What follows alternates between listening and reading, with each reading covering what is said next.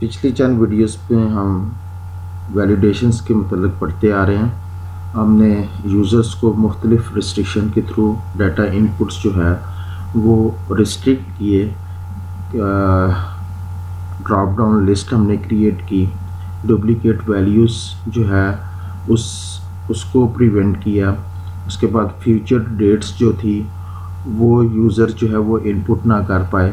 So different examples जो हैं data inputs के हवाले से जो है वो हमने स्टडी की।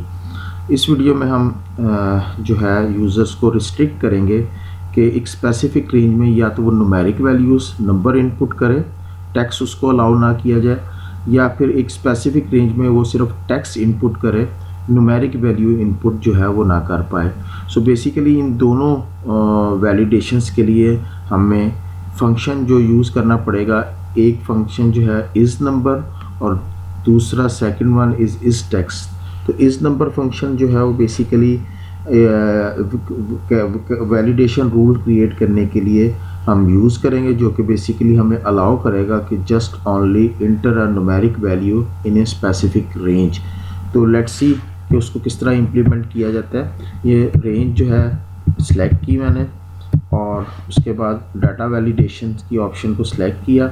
डाटा वैलिडेशन की ऑप्शन में हम कस्टम पे जाएंगे, कस्टम्स की ऑप्शन को सिलेक्ट करेंगे और फार्मूला के अंदर जो है हमारे पास एक बिल्ट इन फंक्शन अवेलेबल है, दैट इज़ नंबर, जो कि एक्सेल के अंदर अलाउ करता है कि ओनली आप न्यूमेरिक वैल्यूज़ रेंज स्पेसिफाई कर दें, जिस रेंज पे आप चाहते हैं कि जस्ट न्यूमेरिक वैल्यूज़ जो है वो इंटर हो।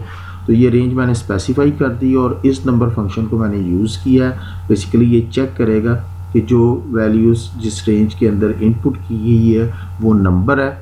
तो इसको अप्लाई करते हैं और चेक करते हैं कि हमारे पास जो रेंज थी उसमें हम टेक्स्ट इंटर करते हैं तो हमें जो है एरर मैसेज डिस्प्ले हुआ, इट्स मीन प्रॉम्प्ट किया गया कि वैल्यूज़ जो है वो टेक्स्ट है।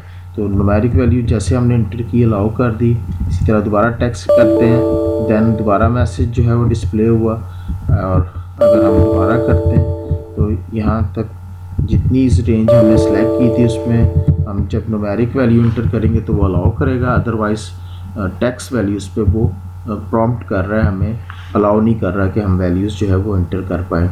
इसी तरह ये हमारे पास सेकंड रेंज है। इस सेकंड रेंज में जो है हम चाहते हैं कि ओनली टेक्स्ट वैल्यूज़ जो है वो अलाउ की जाए और इसके लिए हम इस टेक्स्ट फंक्शन को यूज़ करेंगे। डाटा वैलिडेशन के ऑप्शन को हमने सेलेक्ट किया और इसमें हमने कस्टम की ऑप्शन में गए और कस्टम की ऑप्शन में हमने इस टेक्स्ट फंक्शन जो है उसको यूज़ करेंगे। तो बेसिकली ये चेक करेगा जो स्पेसिफिक रेंज में जो वैल्यू हमने इनपुट किया है वो टेक्स्ट वैल्यू है। जैसे हम इस फंक्शन को इम्प्लीमेंट करेंगे और यहाँ पे वैल्यूज़ इनपुट करते हैं, फर्स्ट ऑफ ऑल मैं न्यूमेरिक वैल्यू इंटर करता हूँ तो मैसेज डिस्प्ले हो गया, और अब मैं अगर टेक्स्ट इंटर करता हूँ तो टेक्स्ट जो है वो हमें अलाउ कर दिया जाएगा। दोबारा इंटर करते हैं तो इट्स मीन कि वैल्यूज़ जो हैं वो अलाउ नहीं की जा रही। यहाँ पे अगर मैं न्यूमेरिक दोबारा इंटर करता हूँ तो दैट इज़ अलाउ।